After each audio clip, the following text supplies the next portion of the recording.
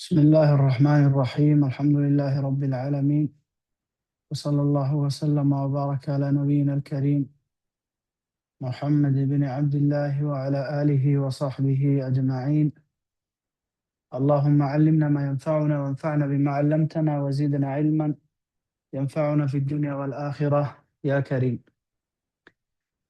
Assalamu alaikum wa rahmatullahi wa barakatuh, queridos hermanos y hermanas. Marhaban, un día más en las clases de fiqh con la Academia Al-Qurtubiyya y en colaboración con ¿dónde está?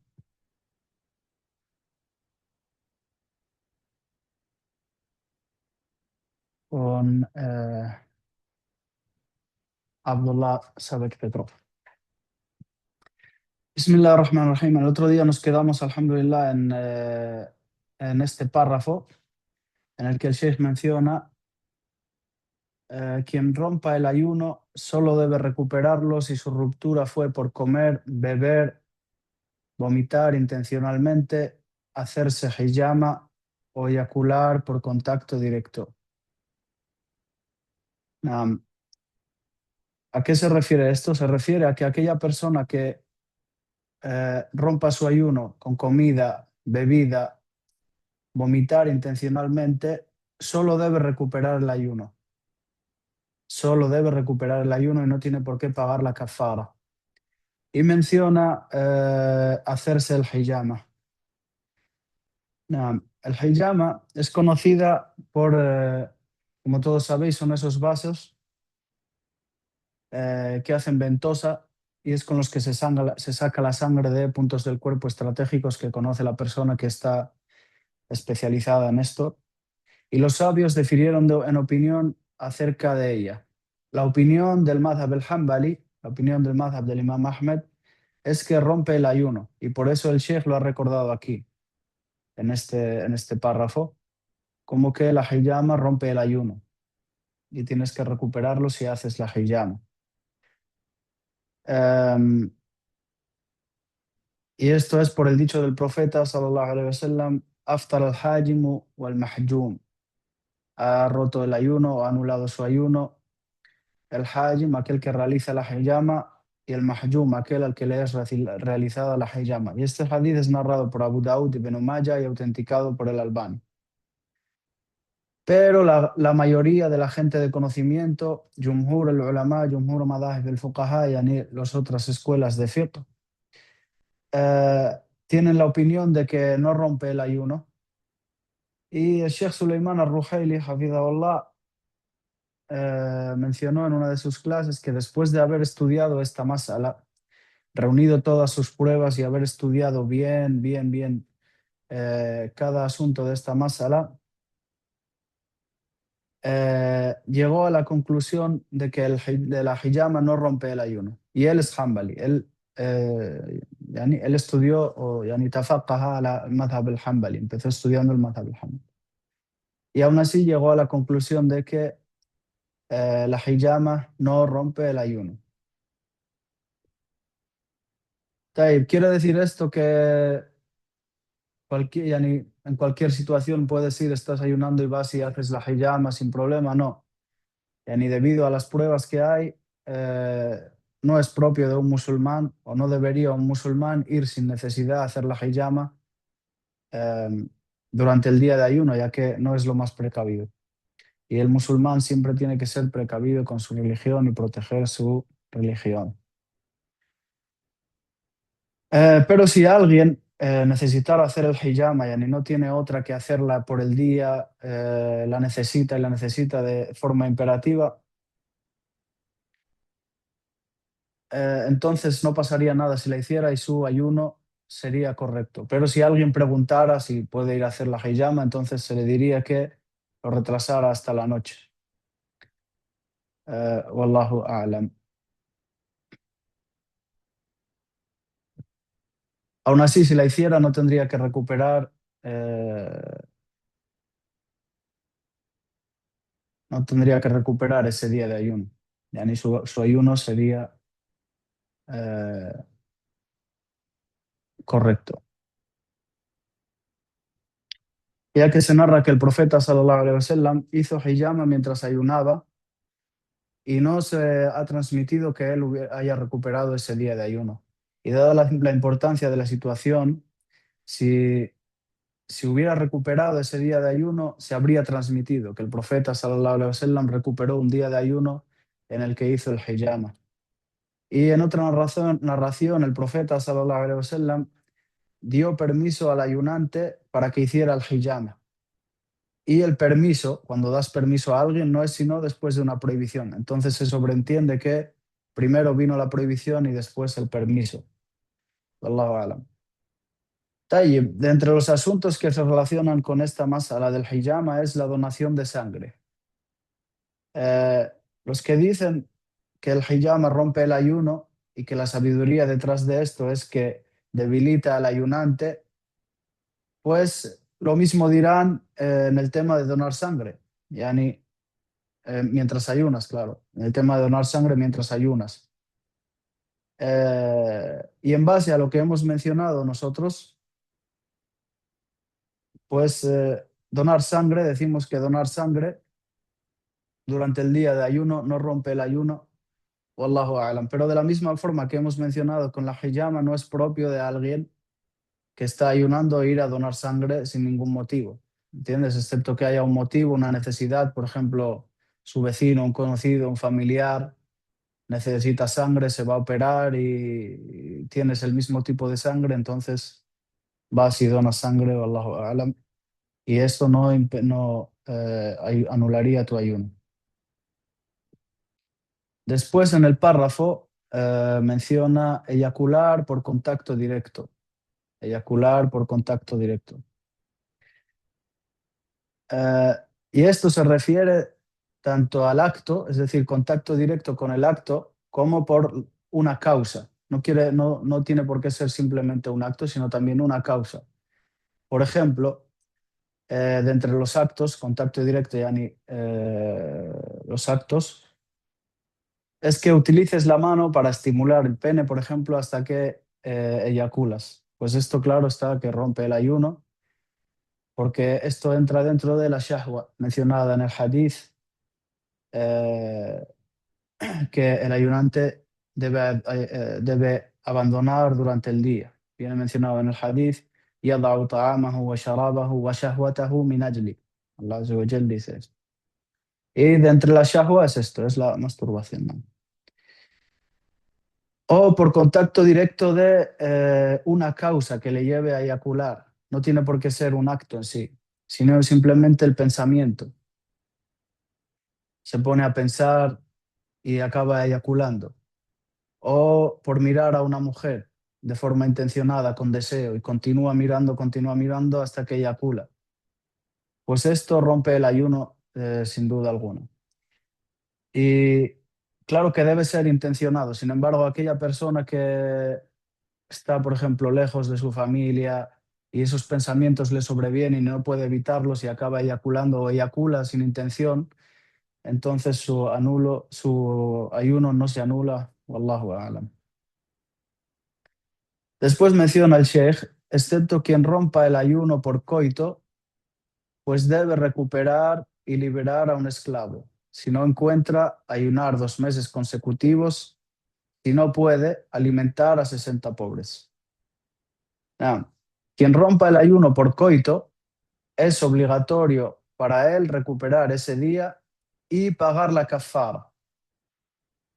Entonces, se le ordena que libere un esclavo. En estos tiempos ya no hay esclavitud, entonces es imposible. Entonces se pasa a lo siguiente, que sería que ayune 2 meses. Si tampoco puede ayunar 2 meses, entonces deberá alimentar a 60 pobres. Wallahu a'lam. Y lo más correcto de entre los dichos de la gente de conocimiento es que por cada día hay una kafara, wallahu a'lam. Por cada día en el que eh, rompas el ayuno por coito, hay una kafara, aunque no hayas sacado la kafara del día anterior todavía. Sin embargo, si se repitiera el coito en el mismo día, por supuesto que estás cometiendo una falta enorme por cada uno de los dos, pero la kafara es una sola, porque, eh, digamos, la hurma es del día, es del día. Entonces, solo hay una kafara, aunque rompas el ayuno por coito, o bueno, lleves a cabo el coito durante el día de ayuno varias veces. Y porque haya roto el ayuno por la mañana, por ejemplo, teniendo relaciones con su mujer, no quiere decir que ella pueda hacer lo que le dé la gana el resto del día.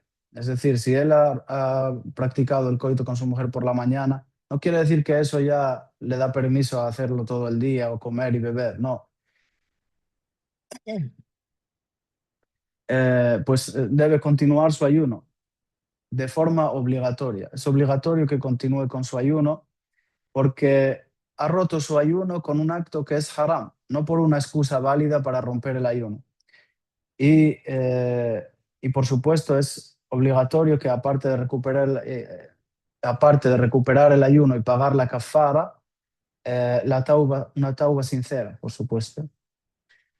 Y en el caso de la mujer, porque está claro que el coito es entre dos partes, en el caso de la mujer también es obligatoria para ella la kafara si está ayunando y obedece al marido en esto, sin ser obligada ni forzada o amenazada.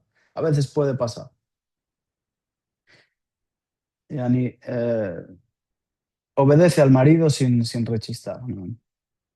Entonces también sería obligatorio para ella la kafara, es decir, liberar a un esclavo o ayunar 2 meses o alimentar a 60 pobres. Um, y dijo el profeta, sallallahu alaihi wasallam, quien olvide estando en ayuno y coma o beba, que complete su ayuno, pues es Allah quien le ha alimentado y dado de beber. Consensuado, es decir, muttafaqun alayh, narrado por el Bukhari y Muslim. Del fiqh del Sheikh Abdurrahman ibn Sa'di, que es el autor de este libro, para los que no hayan venido en otras clases, es que después de haber recordado aquello que invalida el ayuno, recuerda este hadith. Pues quien lleva a cabo uno de los invalidantes del ayuno y olvide que está ayunando, no invalida su ayuno. Es decir, después de que menciona los invalidantes, te menciona que si esto es por olvido, no está invalidado tu ayuno. Y, subhanallah, este hadith también se extraen de ellos muchos beneficios, entre ellos la misericordia de Allah Azza wa Jal con nosotros en su sharia. Y la vemos claramente en cada juicio. Hemos estudiado ya varios libros, los que han estado desde el principio. Hemos estudiado ya varios capítulos del fiqh, desde la purificación hasta aquí. Y vemos en cada juicio la misericordia de Allah Azza wa Jal con sus siervos y cómo nos facilita las cosas. Y aún así nosotros nos empeñamos en desobedecerlo y en no esforzarnos para obedecer a nuestro Señor, el más misericordioso, que ha establecido esta Sharia perfecta y fácil para toda la humanidad. Allahu al-Musta'an. Y dijo, la gente seguirá estando bien mientras se apresure a romper el ayuno. Y en este hadith encontramos la sunna, eh,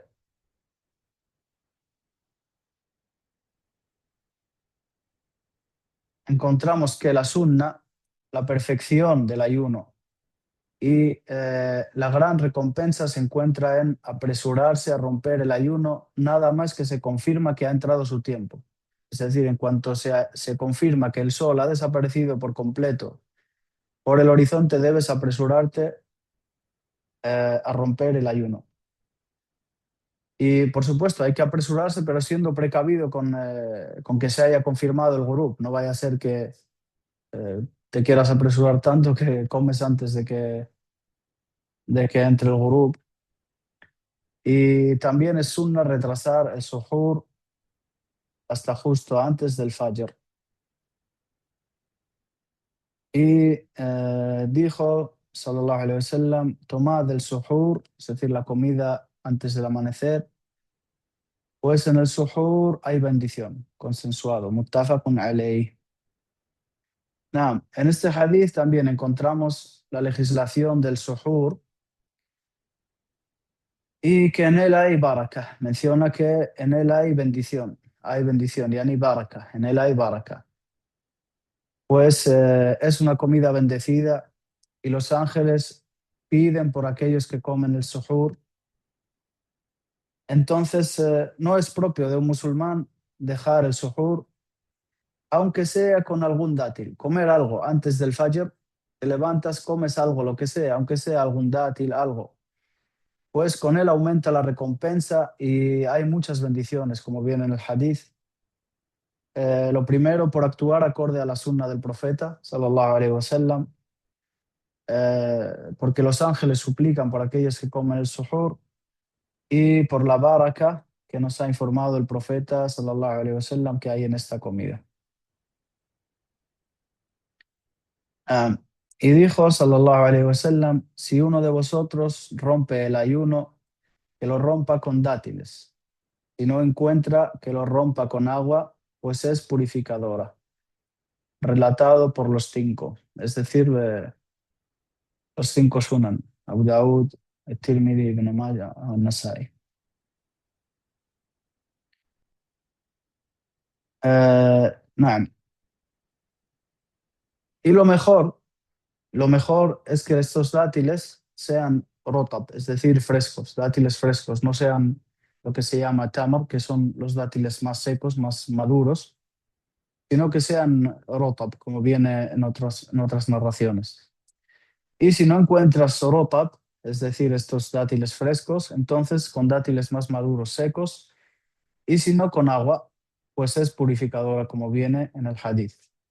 Y si alguien rompiera el ayuno con otro tipo de comida, quiere comer la harira primero o lo que sea que tenga, entonces no hay problema con ello. Yani su fitr es sahih, yani es correcto, no hay ningún problema en ello, pero pierde la recompensa del kamal, de la perfección, de seguir la sunna del profeta sallallahu alaihi wasallam.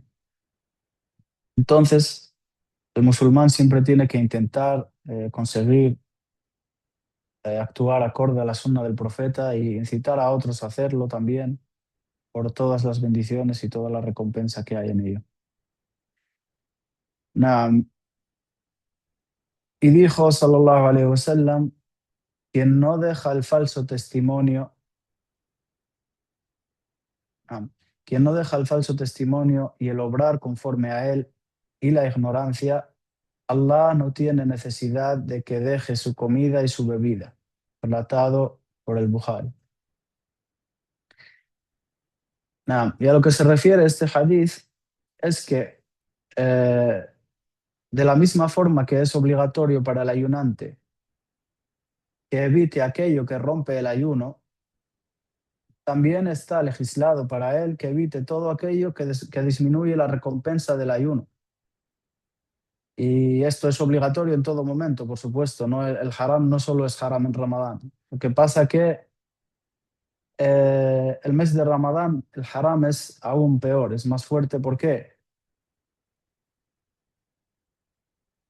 En Ramadán obtienes la falta de haber cometido ese pecado, de haber caído en ese acto haram, y además la disminución de la recompensa del ayuno. Y en este hadith, a lo que se refiere con la ignorancia, es, algunos lo explican como sobrepasarse con la gente y algunos mencionan que es la desobediencia de forma general. Wallahu a'lam. Y dejar el falso testimonio, ya ni las desobediencias que tienen que ver con los dichos y obrar conforme a él, las desobediencias que tienen que ver con los actos en general. Y dice, y dijo, sallallahu alaihi wasallam, que muera debiendo ayuno, que ayune por él su tutor. Bueno, aquí en realidad esta traducción está un poco, porque la palabra original del hadith es sama anhu waliyuhu, el wali. Y en este contexto eh, se refiere a los herederos, a todos los herederos, cualquiera que lo herede,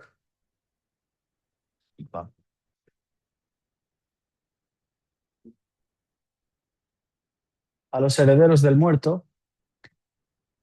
Y si alguien muere debiendo ayuno obligatorio, ya sea de Ramadán o por un juramento, es recomendable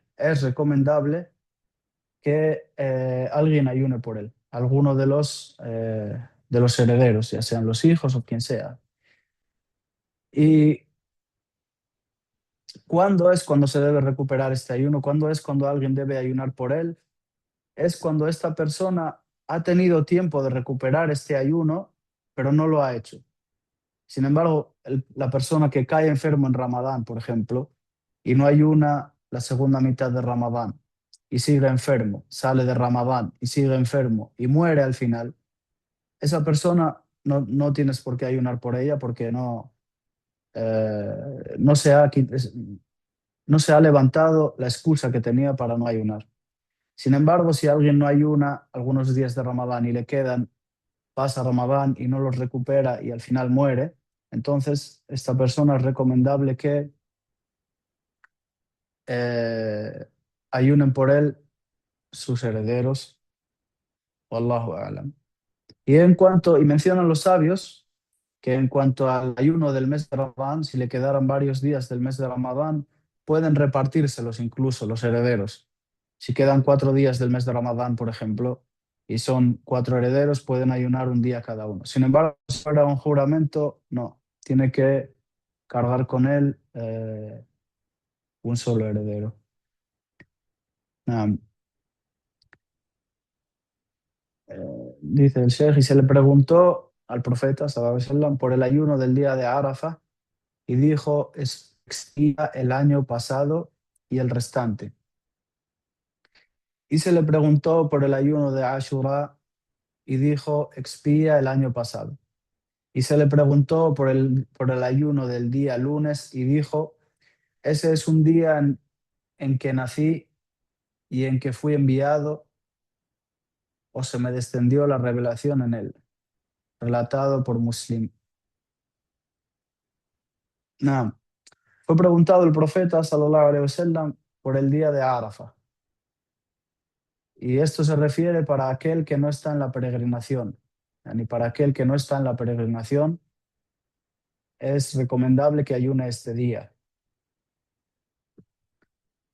Y menciona que expía el año pasado y el restante. Y a lo que se refiere esto es a los pecados menores del año anterior, ni del año anterior al día de Arafa, y el siguiente a ese año. Sin embargo, los pecados mayores es condición para que sean perdonados la tauba.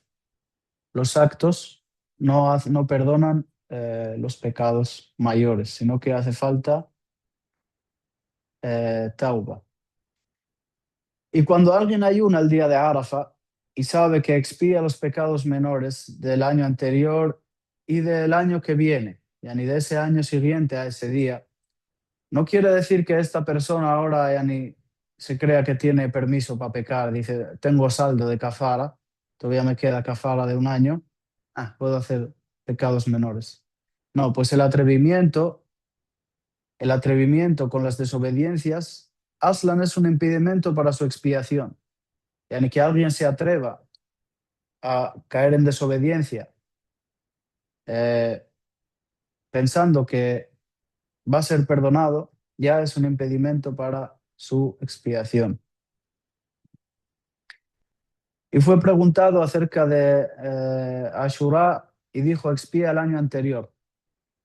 Y la sunna del ayuno de Ashura es que se ayune el día 9 también con él. O sea, el día de Ashura es el día 10 de Muharram. La sunna es que se ayune el día 9 con él también.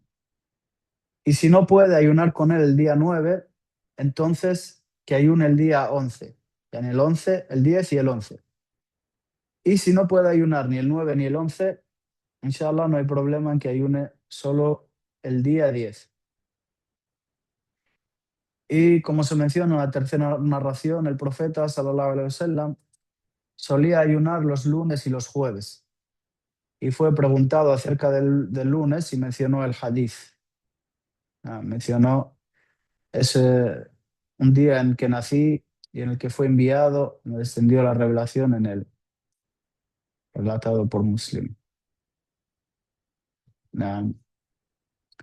Y dijo, sallallahu alaihi wasallam, quien ayune Ramadán y luego lo siga con 6 de Shawwal, es decir, 6 días de Shawwal, Shawwal es el mes que viene después de Ramadán, será como el ayuno de toda la vida.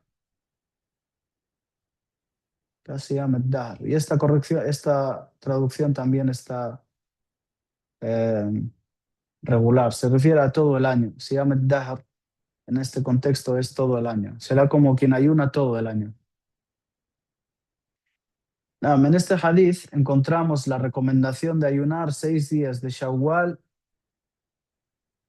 pero lo aparente, wallahu a'lam, es que esto está condicionado por el ayuno de Ramadán completo. Es decir, aquel que le hayan quedado días de Ramadán, que comience primero por la recuperación de los días de Ramadán y después ayuna los 6 días de Shawwal.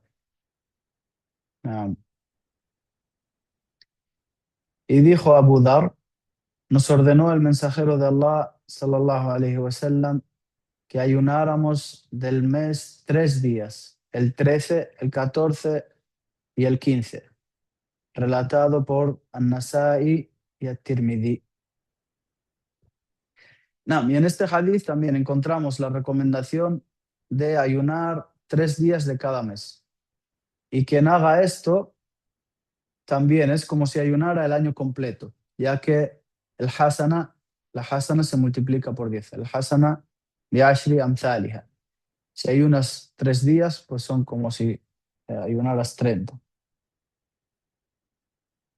Y como viene mencionado en el hadith, es recomendable que sean 3 días seguidos de la mitad del mes, lo que se llaman los días blancos. Comúnmente lo llaman los días blancos, ayam el-bid. Pero esto no quiere decir que no puedas ayunar 3 días de cada mes, aunque sean separados.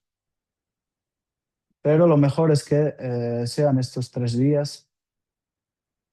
Wallahu a'lam.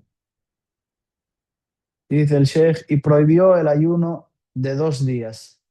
El día del Fitr, es decir, el Eid del Fitr, y el día del Nahar, el día del sacrificio, el día de Eid al-Adha, el día 10 de Dhul Hijjah. Y esto nos indica que es haram que el musulmán ayune los días del Eid. No es permitido para un musulmán ayunar el día del Eid, yani el día del Fitr y el día de An-Nahr, el día de Eid al-Adha, yani el 10 de Dhul Hijjah. Y los días siguientes a los días siguientes a Eid al-Adha, yani Yom al-Nahr, también son haram, por ser los días de Tashriq, como viene mencionado en el siguiente hadith. Dice el Sheikh, y dijo, los días de Tashriq son días de comer, beber y recordar a Allah, poderoso y majestuoso. Relatado por Muslim. Prohibió el profeta, sallallahu alaihi wasallam, el ayuno los días de Tashriq. Se llaman día de Tashriq porque la gente ponía la carne al sol para que se secara. يعني يشرقون اللحم.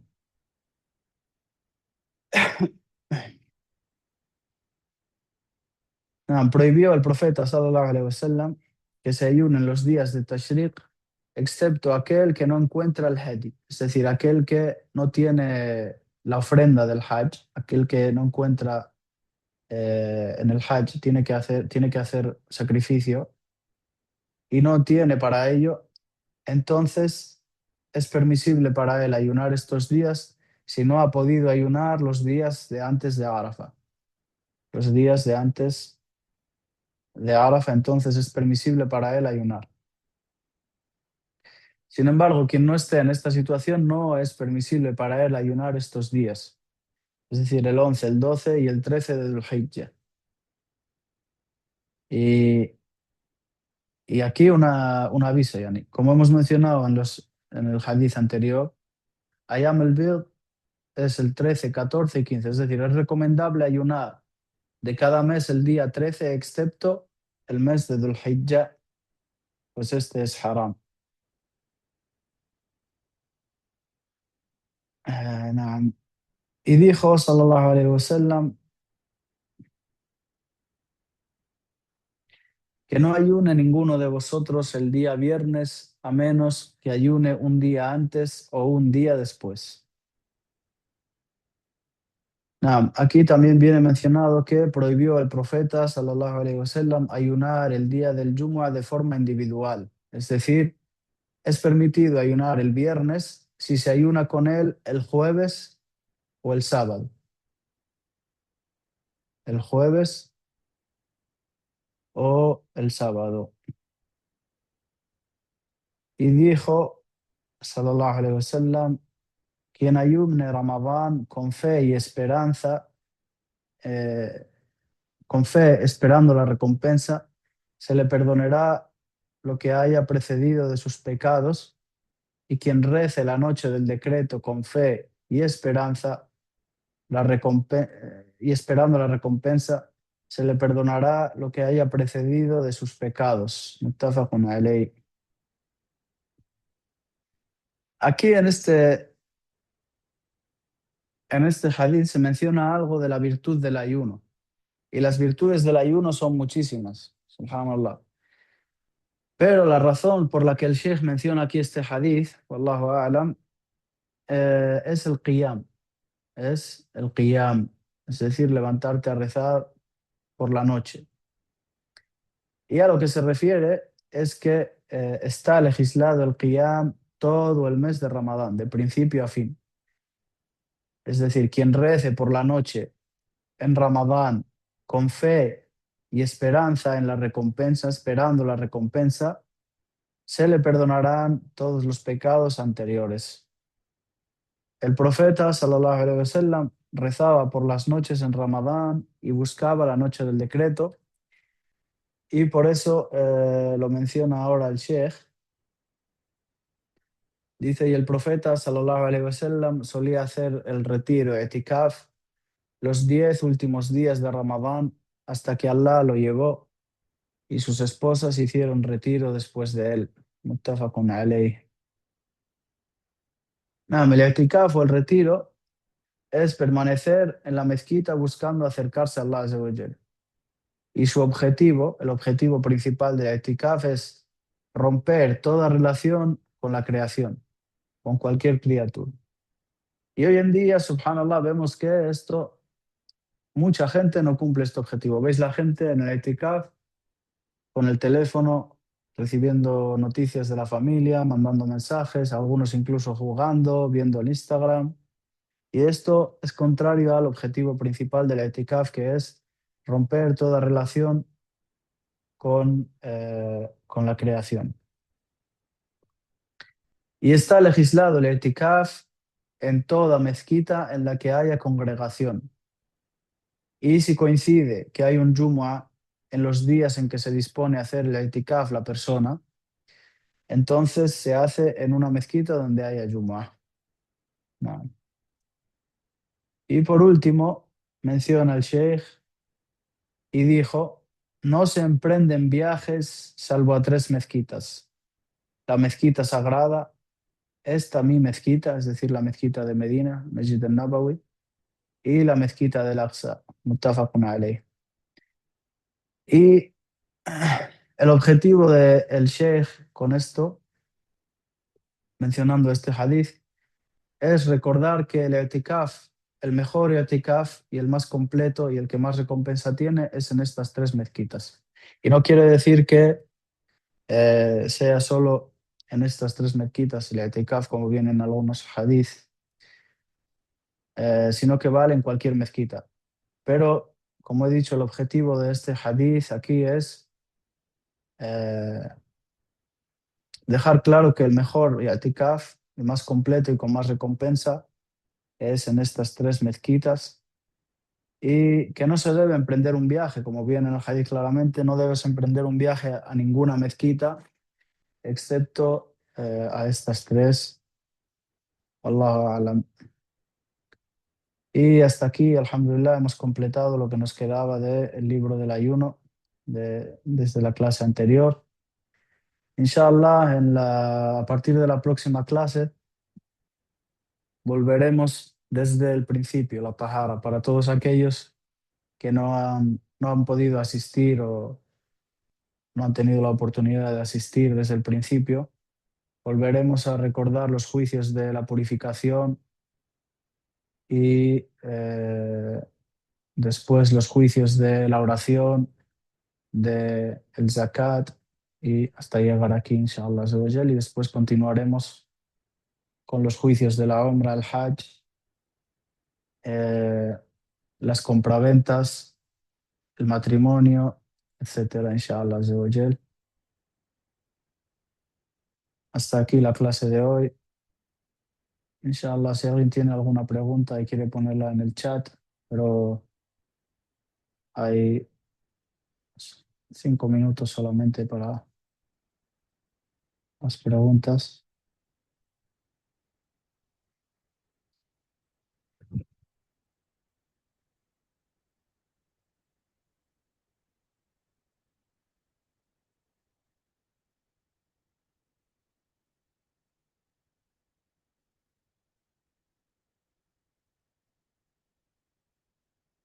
No, el que tenga una pregunta que lo escriba en el chat mejor, por favor.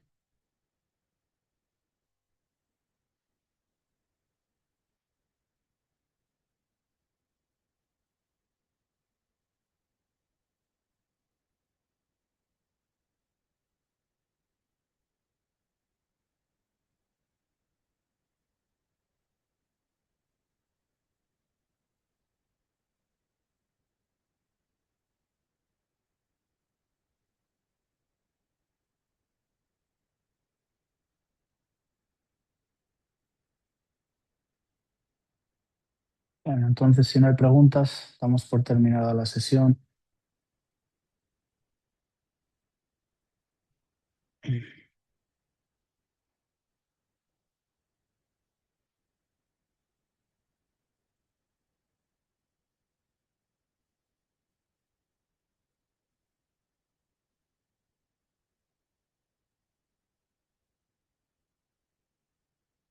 El Ramadán pasado me diagnosticaron cáncer y ayunaba mientras estaba bien en casa. El médico me decía que estaba todo bien a pesar de yo ayunar. ¿Me es permitido ese ayuno o el haberlo hecho estando en ese estado lo invalida? Sí, es válido, no hay ningún problema. Si el médico te decía que no te perjudicaba y no había ningún problema con ello, tu ayuno es válido, inshallah.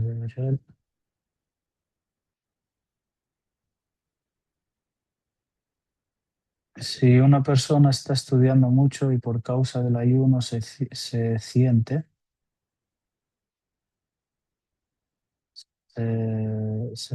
será debilitado, puede dormir un poco. Sí, el sueño no anula el ayuno.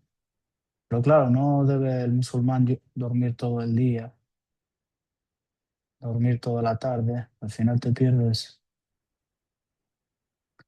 Pero sí, no hay problema. El sueño en sí no rompe el ayuno.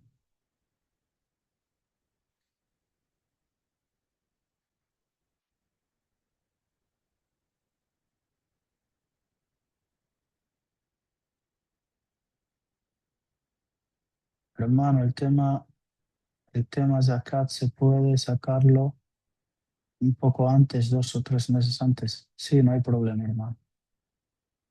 Zakat se puede sacar antes. Los sabios mencionan incluso 1 año y 2.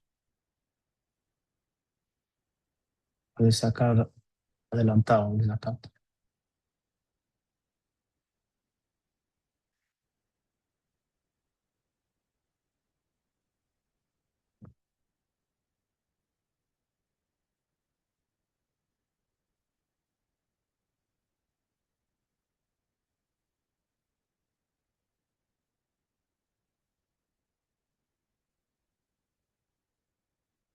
Es haram trabajar en un trabajo que requiere lavar o duchar a los hombres siendo mujer. Claro, claro, no puedes ver la obra de los hombres y menos tocarlos, sí, puedes. Alhamdulillah. Pues,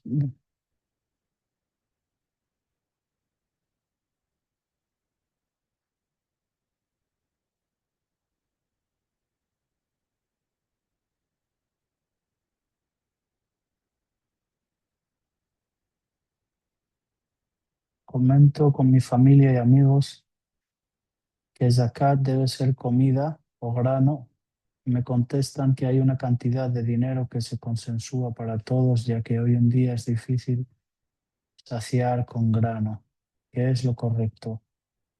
Lo correcto es que no es permitido sacar zakat el fitr, no el zakat en general. Zakat el fitr no es el zakat obligatorio, que es un pilar del Islam.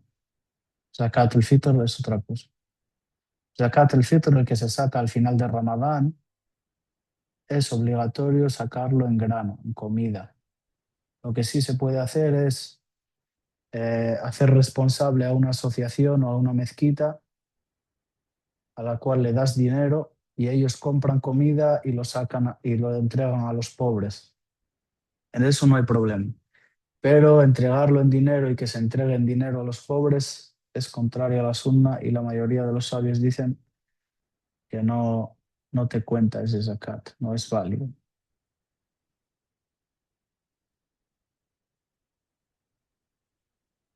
Si no me dejan rezar en el trabajo, ¿debería de dejar ese trabajo? Sí, tienes que dejar ese trabajo, hermano.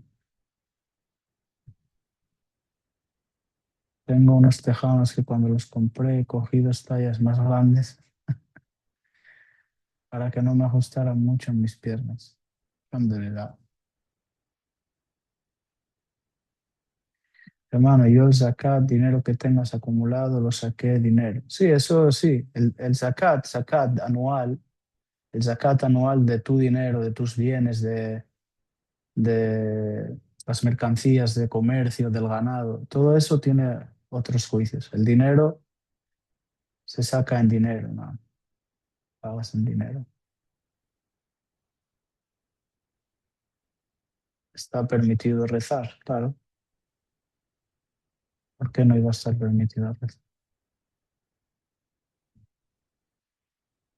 Alhamdulillah,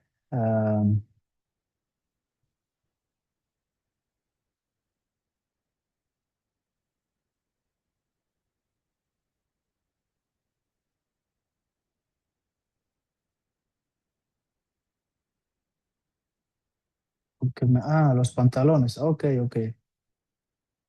Inshallah, y tengo fe en que tu oración sea aceptada. Esperamos que tu oración sea aceptada.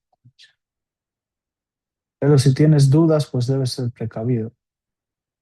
Si tienes dudas, siempre coge lo que estés seguro que no te va a traer problema.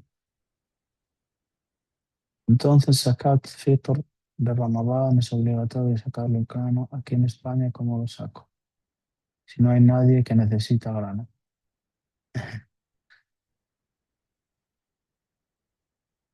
Alguien habrá.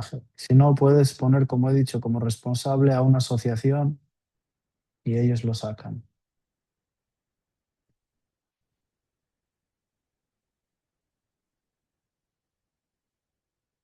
Acá sacas 2,5 del dinero que tienes ahorrado y acá te fitr, se sacan es diferente.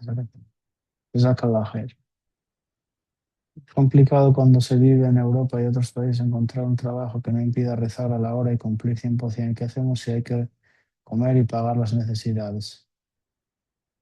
Yani, esto es un problema que tenemos los musulmanes en Occidente. Eh, no pensamos bien de Allah, Azza wa Jal. No confiamos en Él. Tenemos más miedo al jefe y a la empresa que a Allah, Azza wa Jal. ¿Quién es el que te da el zak? ¿Quién es el que te da tu rizq? ¿De dónde viene tu dinero y lo que comes? ¿Viene del jefe? Viene de Allah, Azza wa Jal. Todo esto es una prueba. Allah te pone a prueba, ¿entiendes? Pone a prueba tu imán, tu fe, tu confianza en Él y cómo piensas de Él. Que alguien tenga miedo de dejar el trabajo por el riesgo, dice mucho de cómo piensa de Allah Azza wa Jal. Allahu musta'an.